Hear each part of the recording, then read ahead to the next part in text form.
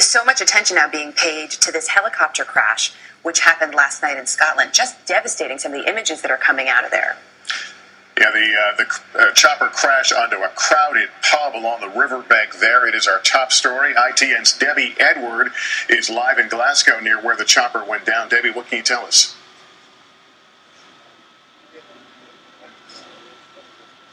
Well, Scotland's First Minister has described this as a black day for Scotland. It is St Andrew's Day, when we would normally be celebrating our patron saint, but instead we're coming to terms with what happened here right in the centre of Glasgow last night at the Clutha Vaults, a very well-known pub on the banks of the River Clyde.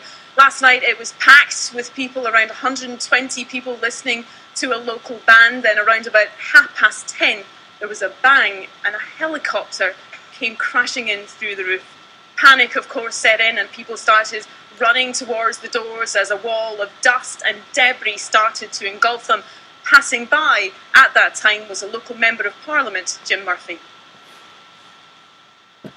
There was just people pouring out of the pub, and there was dust seemed to be coming up from nowhere, almost like a human chain. And there was people much deeper in the kind of debris of the pub, and passing trying to pass injured people out. And all you did was grab the person that was given to you and pass them on to the next person.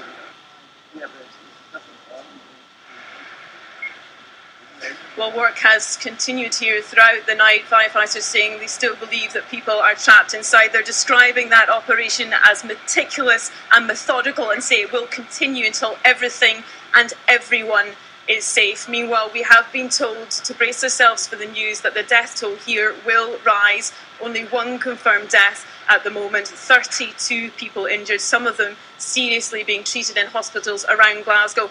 And some of the relatives of those who still don't know what has happened to them have started to gather here at the site. I've just spoken to one man who does believe that his father has died inside. He's still waiting for news. At the moment, of course, the investigation will start. It will be for due course today. We just want to try and get more information and make sure that those still entrapped inside can be rescued. See, that is priority number one at this point. Debbie Edward, thank you. I was reading some accounts of the people inside who, I guess the dust started to come from the ceiling, didn't realize what had happened, and they were kind of making jokes about maybe the band's rocking the house, and then the ceiling starts to come down. Just an awful scene, awful scene.